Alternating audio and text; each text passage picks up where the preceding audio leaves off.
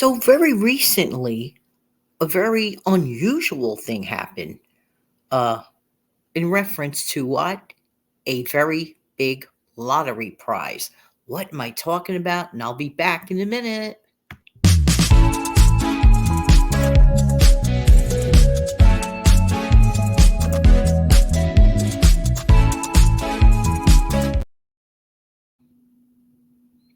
You know, they say, what are the odds and what are the odds? Before I get into that, my name is Janet. I love helping people keep some of their own hard earned money. Could that be you? Never forget the three words: hard earned money. And I really, really mean that as you're doing your work and working hard. So, seriously. So, anyway, let's talk about this. So, I actually recorded a video for this day, this Tuesday. You're going to be hearing this on the 9th of January. I recorded a perfect video 1 week ago because in real time for me, it is January 2. So this is the second time I'm recording this video. But the first time I recorded it, it was because I thought no one won the big prize on that lottery. In fact, I expected that no one was going to win the big prize. What was my luck? Perfect video or not? Go and double check it. Sure as heck, somebody won the big lottery.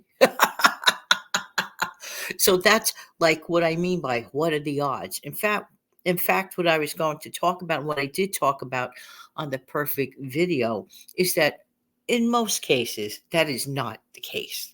So we need to rely on something more of a real guideline of an income. We need to watch where our money goes. That's basically it. We need to have a spending plan. Have you started a spending plan in general in life? And do you think that it is an ever living, ever breathing thing like our stockpiles and needs to be readjusted from time to time? Yes. But let's get started with the absolutely basic thing. Some people don't think that assigning their money or knowing where it goes is not that important.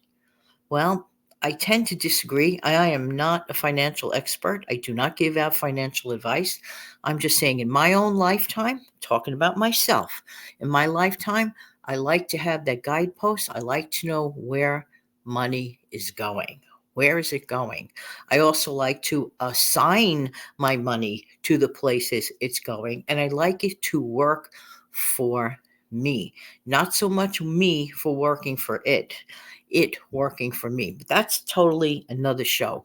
But here's the thing, it is 2024. If you don't see any value yet about monitoring where your money goes, well, think of it like this. Now, we'll always use this analysis or analogy. It's like being a balloon that's drifting from place to place with no clear direction. Not having a budget, not having a spending plan. Look at all those little dollar bills, well, pretty big dollar bills on the image on the screen that you're watching right now. I put that there on purpose. Can you imagine somebody putting all of those dollar bills in a cardboard box and throwing that off a roof? Those bills are going to be scattered, landing any old which way with no clear assigned place. Now, don't get me wrong. For some of the people down, down on the sidewalk and they see this money raining from the heavens, they're going to have a little fun with it, okay? Especially when they realize that they're real dollar bills, okay? Let's pretend in this little story that a person did such a thing, okay?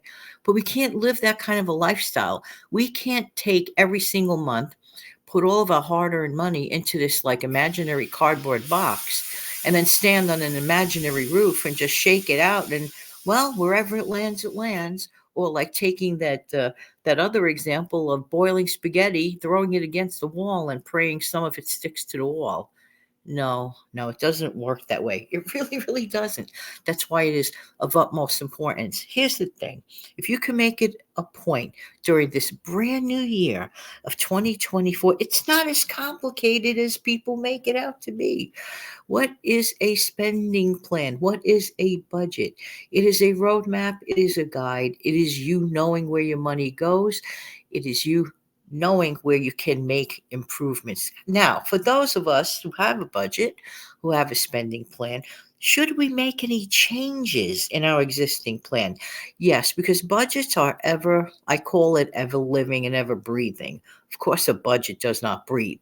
But what I mean by that is that a spending plan or a budget is it's like a fluid situation. It is not written in stone, okay?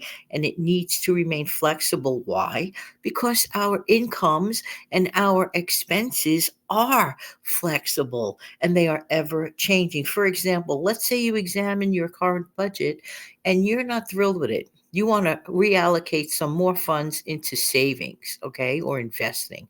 What can you do with your discretionary income? What can you do with your discretionary money? If you're following the 50-30-20 rule, for example, 50% goes to your four walls, your major league expenses, your necessities. The 30% goes to your discretionary, and the 20% goes to savings. Okay, so this is like a rough idea. But what can you do with that 30% discretionary? I say there's a lot of wiggle room for creativity, perhaps not getting so many wants and maybe reallocating some of that to savings. Let's say make that 25% and then put an extra 5% into your savings. Now, some people do not have an emergency fund. I get into that on tomorrow's show.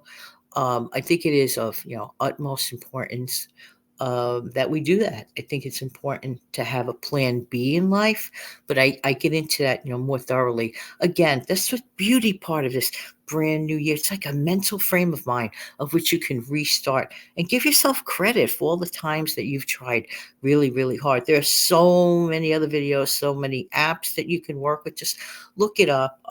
Find out what works for you. And that's really what's important. And don't beat yourself up for past mistakes. Like don't mentally smack yourself silly saying, "Oh, I didn't do this then. Well, boy, if I knew then what I know now." Don't like stay in that mental place because everyone makes mistakes. And to me, a mistake is a good thing because it is a learning tool. You see, that's the thing. If you look at an honest mistake, and you learn something from the mistake, that mistake was not in vain. Okay, that mistake was a good thing. You got something out of it. You learned from it. Okay, and by the way, just for the record, everyone makes mistakes. Okay, so I'm not going to come on here and say I have not made my lion's share of mistakes. That would be a lie. Everyone makes mistakes. We wouldn't be human if we didn't make mistakes or poor judgment or things coulda, woulda, shoulda. You know that phrase. Ever hear people say coulda, woulda, shoulda? If I knew then what I know now.